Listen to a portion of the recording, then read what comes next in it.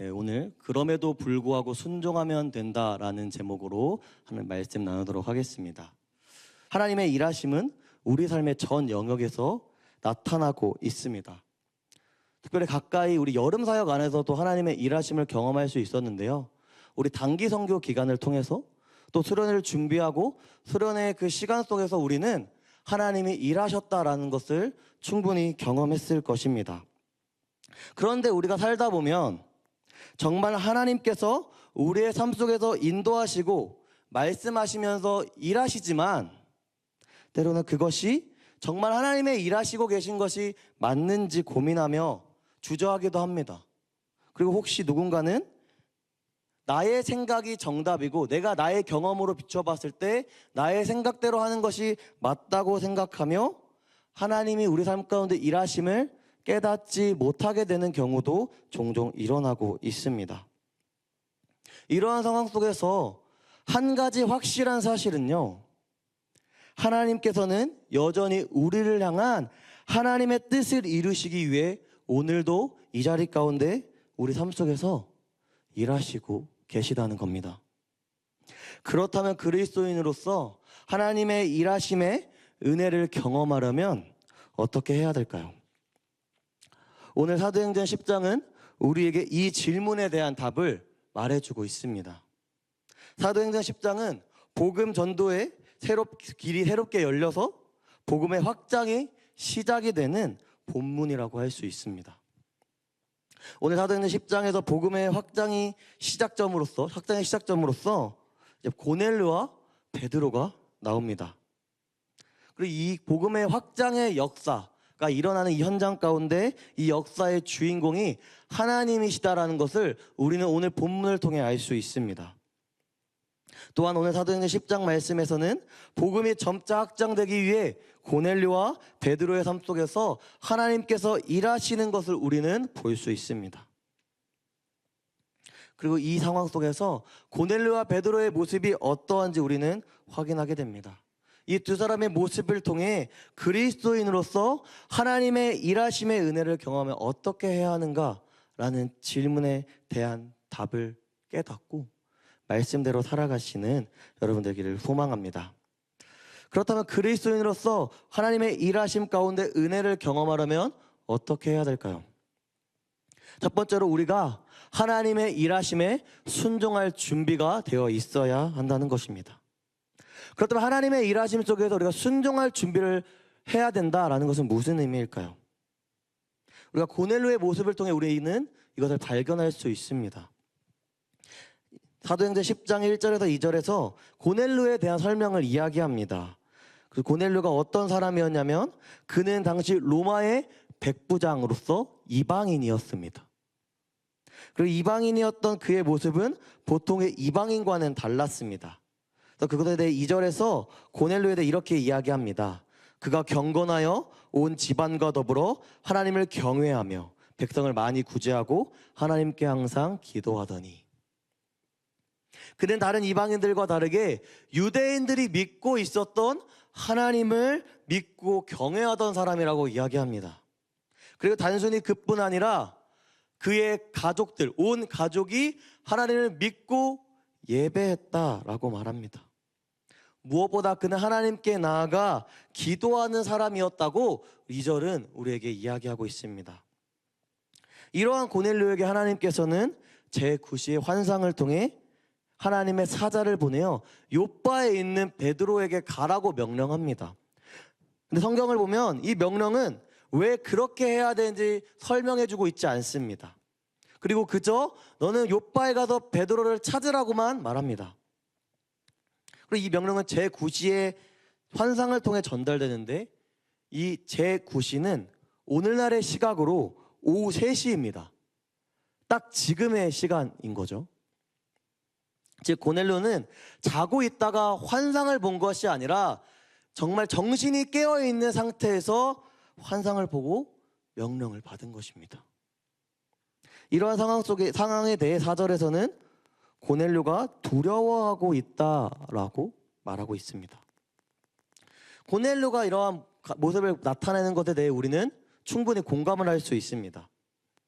만약에 지금 이 시간, 이 대낮에 여러분들 눈앞에 갑자기 저기 하늘문이 열리고 환상이 딱 보이고 그 환상을 통해 누군가 와서 갑자기 너 지금 나가서 복음 전해라 이런 명령을 한다면 처음에 굉장히 당황스럽지 않겠습니까?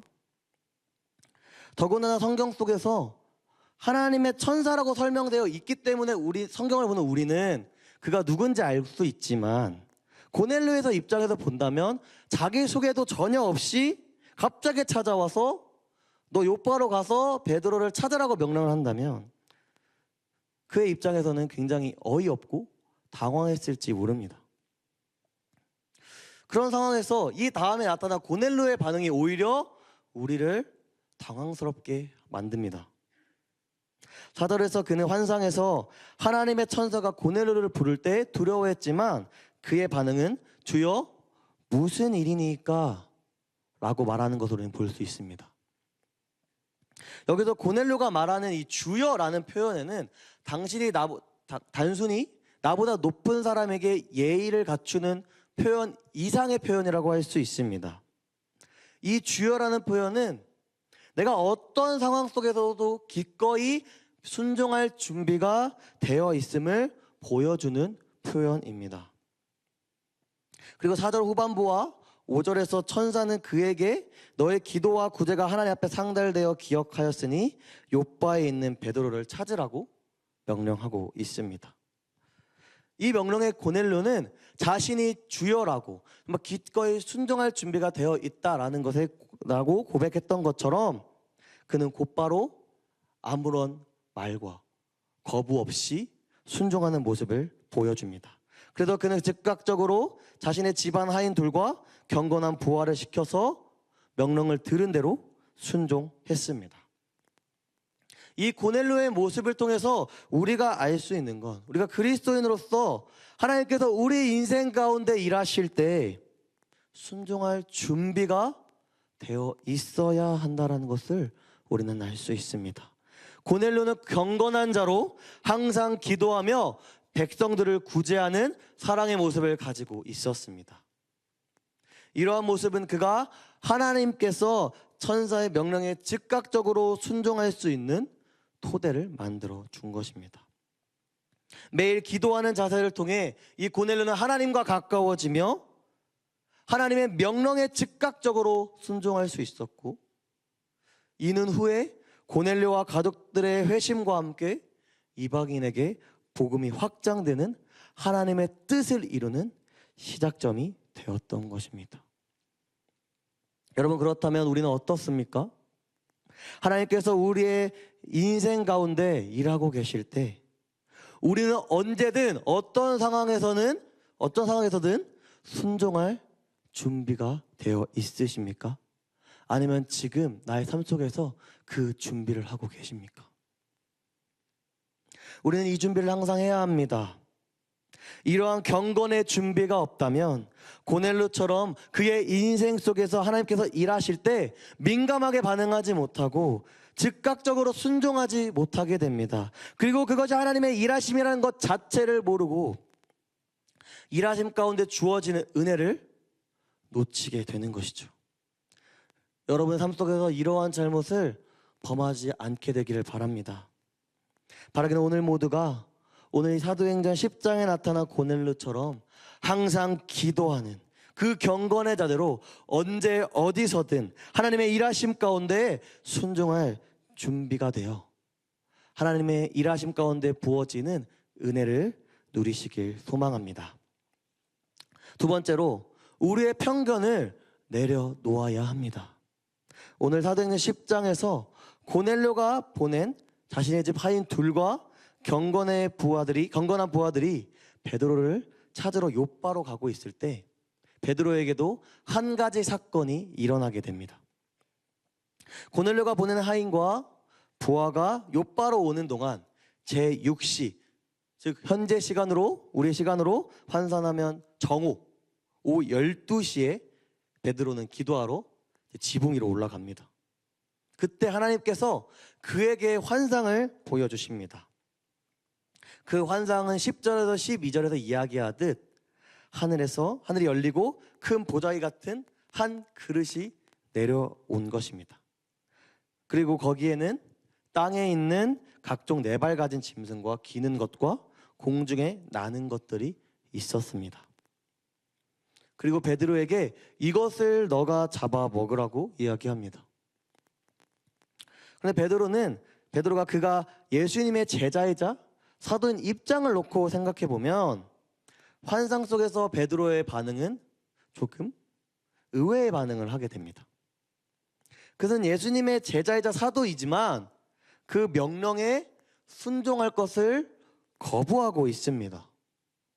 그렇다면 왜 그는 거부했을까요? 이러한 이유는 크게 두 가지로 볼 수 있습니다. 먼저 베드로가 사도라는 특징을 놓고 봤을 때 그는 하나님께서 그에게 직접 명령하신 것에 대해 불순종할 사람이 아니었습니다. 그가 들은 음성이 하나님의 음성이라고 생각했다면 그는 하나님이 자기를 시험하고 있다고, 자신의 믿음을 시험하고 있다고 생각했을 수도 있고, 혹은 베드로는 그 음성이 확실치 않아 그 명령이 자기가 알고 있던 그 율법을 어기도록 유혹하는 것으로 여겨서 거부했을 수도 있습니다. 둘째로 환상 속에서 보여진 동물 중에서는 하나님께서 율법을 통해 부정하다고 여겨서 먹지 말라고 한 음식들이 있었습니다. 그렇게 그는 이스라엘에서 속되다고 여기는 그 음식을 먹을 수 없었기 때문에 거부한 것입니다. 이 행동에는 베드로가 단순히 율법의 금한 음식뿐 아니라 이방인들도 부정하고 속되다는 그 생각을 가지고 있었다는 것을 보여줍니다. 이러한 마음으로 인해 그는 결국 하나님의 뜻대로 이루시기 위한 일하심, 그 명령에 거부한 것입니다. 이러한 모습은 베드로가 믿음은 있지만 하나님의 일하심 가운데 예민하지 못했고 베드로가 자신 나름의 신앙의 편견이 있었다는 것을 우리는 알 수 있습니다. 그가 가지고 있던 편견은 이방인은 부정하고 속되다라고 여기는 당시 유대인들이 가지고 있던 유대주의적 사고였습니다. 그리고 이러한 편견은 결국 하나님이 자신의 삶 속에서 일하심에 대해 올바로 분별하지 못하게 만들었습니다. 하나님은 베드로가 유대인과 이방인을 나누고 이방인을 부정하다고 여기는 것을 원치 않으셨습니다. 그리고 오히려 복음을 이방인에게까지 확장시키고자 하는 하나님의 일하심 속에서 베드로가 이방인과 구별하지 않고 그 새로운 관행을 받아들이기를 원하셨습니다. 그러나 베드로는 환상을 통한 하나님의 명령이 이러한 깊은 뜻이 담겨 있는지 알아채지 못했고 그 음성의 출처도 확실치 못하는 모습을 보여주고 말았습니다. 이를 통해 오늘 사도행전 10장이 우리에게 말해주고 있는 것은 우리가 신앙생활을 하는 데 있어서 가지고 있는 편견들은 결국 하나님의 일하심 속에서 우리의 영적 분별력의 그 시야를 가로막고 결국 하나님의 일하심 속에서 제대로 순종하지 못하게 만든다라는 것을 우리에게 말해주고 있습니다. 즉 이러한 편견은 우리가 하나님의 일하심에 순종하는 방해 요소라는 것입니다. 여러분 그렇다면 어떠십니까? 하나님께서 우리의 인생 가운데 일하시길 원하시고 계시는데 우리의 생각이 맞다며 우리의 편견 속에 사로잡혀서 신앙생활하는 데 있어서 갈 길을 잃고 하나님의 뜻을 제대로 이해하지 못하는 경험들이 있지는 않으셨습니까? 특별히 우리가 살아가는 사회 속에뿐만 아니라 내가 교회 안에서 여러 가지의 모습으로 섬기는 그 모습 속에 하나님이 일하시고 계시지만 정작 내 생각이 우선이 되어 내가 가지고 있는 신앙의 편견들이 먼저가 되어서 하나님의 뜻을 올바로 분별하지 못하고 정말 이것이 맞는지 이 상황이 맞는지 고민하며 잘못된 선택을 하게 되는 경우가 있지는 않으셨습니까? 바라기는 우리의 인생 가운데 하나님이 일하실 때 우리의 편견을 내려놓고 제대로 된 방향을 잡아 하나님의 뜻대로 하나님 일하심 속에서 순종하며 살아가는 여러분 되기를 소망합니다. 세 번째로, 그럼에도 불구하고 하나님께서는 하나님 직접 일하심을 확신하고 담대히 순종해야 합니다. 15절에서 베드로는 환상 속에서 들은 하나님의 명령을 거절합니다. 그러나 환상 속 하나님께서 내가 깨끗하다고 이야기한 것을 너가 속되다 말하지 말라고 말씀하십니다. 그리고 이러한 상황이 3번 반복되고 나서 그 그릇이 하늘로 올라갔다라고 오늘 말씀은 이야기합니다.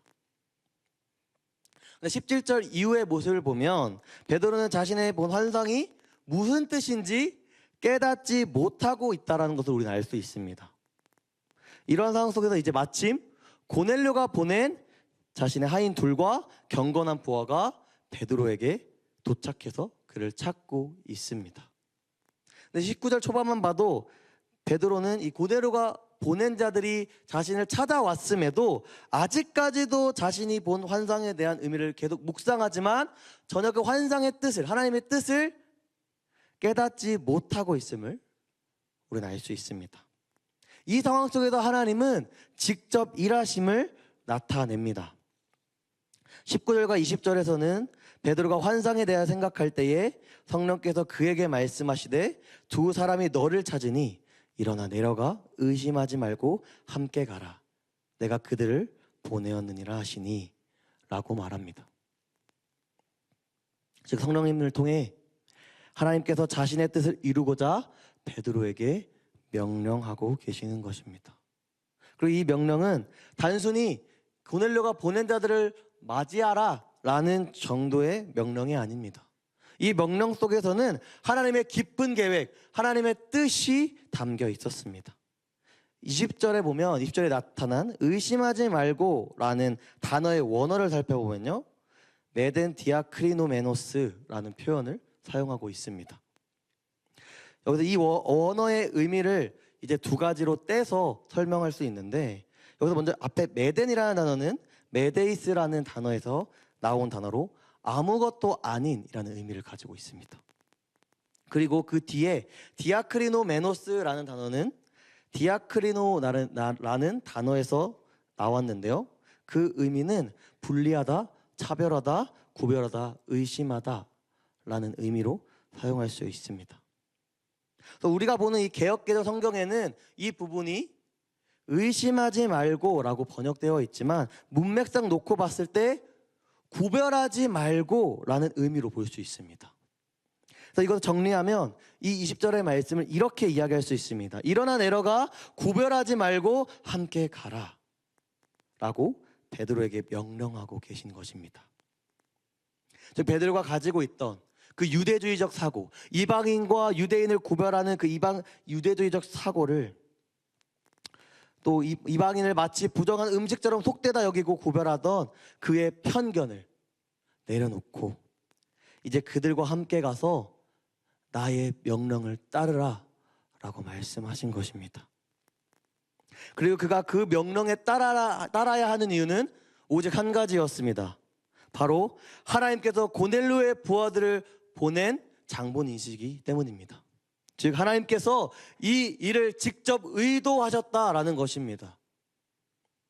이것은 하나님께서 자신의 계획을 이루고자 그 베드로의 인생 가운데 직접 찾아오셔서 일하셨다라고 우리는 말할 수 있습니다. 그리고 이후 베드로는 고넬료의 부하들을 맞이하여서 그들이 누구이고 이것이 어떻게 된 일인지를 듣게 됩니다.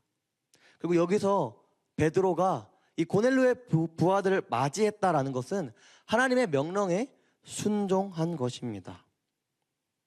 그리고 이 모습은 베드로에게 있어서는 굉장히 용기 있는 순종이라고 할 수 있습니다. 왜냐하면 당시 그리스도인들 안에서 유대인과 이방인이 서로 같이 교제하는 것은 전혀 상상할 수가 없는 일이었습니다.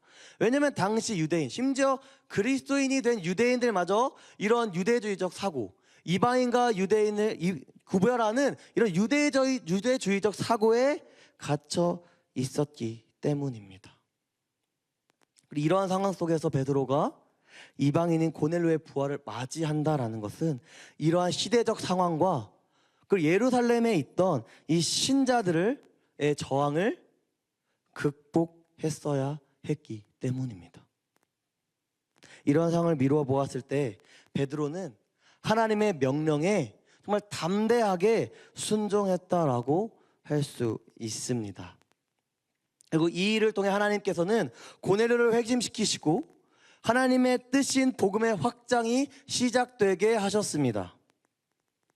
그리고 이 모든 과정이 하나님께서 직접 일하셨다는 것을 오늘 이 사도행전 10장 말씀은 우리에게 분명히 이야기하고 있습니다. 단순히 베드로에게 뿐만이 아니라 고넬료에게도 환상을 통해 찾아오셔서 말씀하시고 베드로를 찾도록 한 것 또한 하나님께서 직접 일하신 것입니다. 이러한 두 사건을 통해 오늘 사도행전 10장은 우리에게 하나님께서 어떤 상황 속에서도 그분 자신이 직접 일하셔서 반드시 자신의 뜻을 이루신다라고 말하고 있습니다. 그리고 우리에게 이 사실을 확신하고 나아가 어떤 상황 속에서 담대히 순종해야 한다라는 것을 이야기하고 있습니다. 여러분 어떠십니까? 여러분은 어떤 상황 속에서도 하나님께서 직접 일하셔서 반드시 자신의 뜻을 이루신다라는 것을 믿으십니까? 여러분의 인생 속에서 내 생각으로 미루어 봤을 때, 내가 살아온 경험으로 미루어 봤을 때 이렇게 하면 틀릴 것 같은데 라는 그러한 신앙의 편견을 부리거나 혹은 하나님께서 지금도 내 삶에서 일하고 계신 건 맞는지, 아니면 하나님께서 지금도 나의 삶 속에서 말씀하고 계신데 정말 그것이 하나님의 뜻이 맞는지 불안해하며 살아가고 계시지는 않습니까? 이러한 상황은 우리가 하나님께서 직접 일하심으로 자신의 뜻을 반드시 이루신다라는 것을 확신하지 못하고 있기 때문에 나타나는 현상입니다. 여러분 잘 생각해 보십시오. 오늘 이 예배 자리 가운데 인도하신 분이 누구십니까?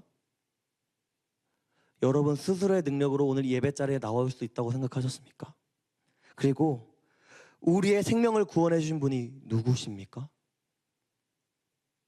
이 모든 것은 하나님께서 직접 일하신 것입니다. 하나님께서는 자기 아들 예수 그리스도를 인간들을 대신해서, 그 죄인들을 대신해서 십자가에 달려 죽게 하심으로 우리를 구원하셨습니다. 완전한 신이자 완전한 인간인 그 예수 그리스도, 그분께서 직접 일하셨다는 것을 우리는 알 수 있습니다. 여러분, 우리의 생명 그 자체가, 오늘 살아가는 이 생명, 우리가 가지고 있는 그 생명 자체가, 그 생명을 구원받는 그 자체가 이미 우리의 생각과는 전혀 다른 방식으로 이렇게 직접 일하시고 이루신 분이십니다.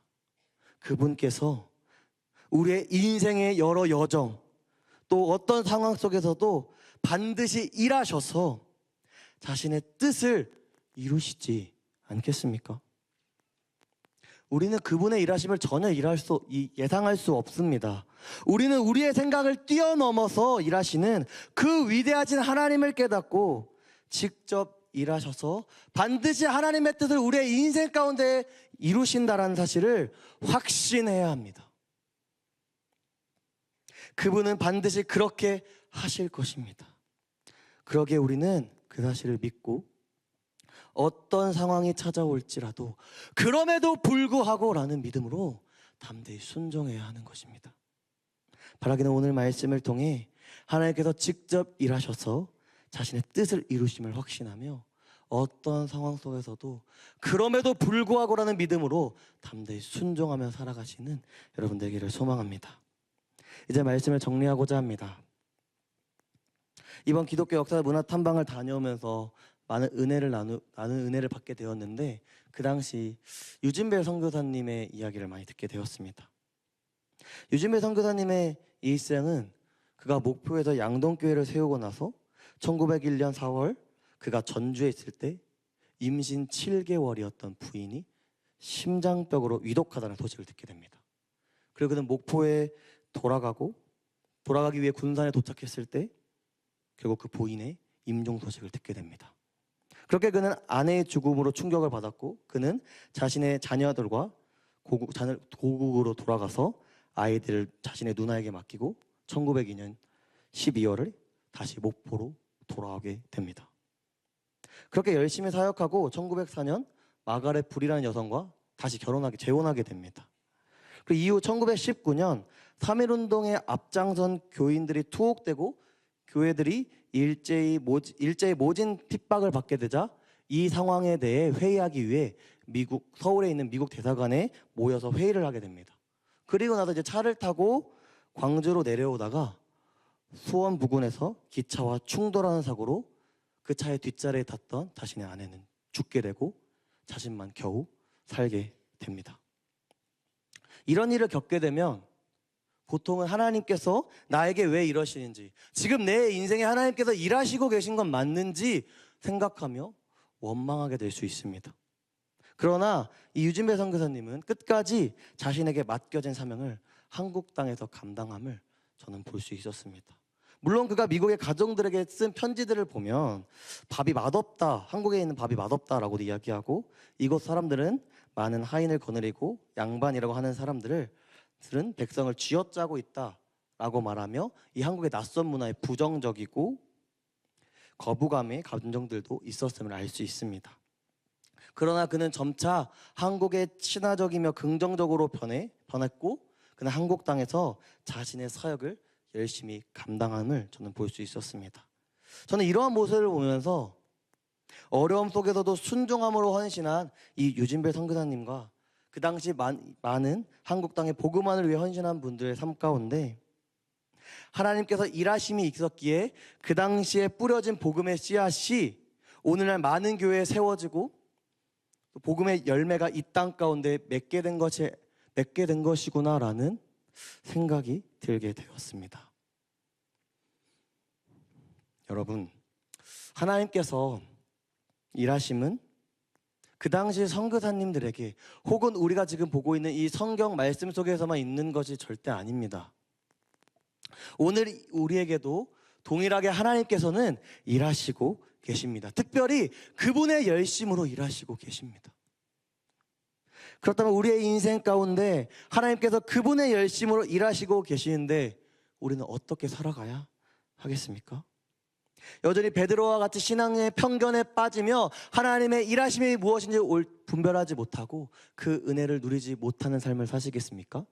아니면 고넬료와 같이 내가 순종할 준비가 되어 하나님의 명령에 담대히 순종하는, 그래도 하나님의 일하심 속에서 그 은혜를 누리는 삶을 사시겠습니까? 우리는 어떤 상황에 닥쳐와도 그럼에도 불구하고라는 믿음으로 하나님께서 그분의 열심으로 말미암아 일하셔서 뜻을 이루실 것임을 확신함으로 순종하시길 바랍니다. 그렇게 살 때 우리는 하나님께서 직접 일하셔서 우리의 인생 가운데 계획하신 그분의 뜻을 반드시 이루시는 그 은혜를 누릴 수 있는 것입니다. 그리고 특별히 이제 다음 주에 전도축제 선포식을 시작으로 우리는 전도축제를 이제 준비하게 될 것입니다. 그 가운데 여러 생각이 많이 들 터인데 내가 누구를 전도하기로 작정할 것인지 고민하거나 혹은 내가 정말 이 사람을 작정하면 올까라는 이러한 불안함과 걱정들이 있을 수 있습니다.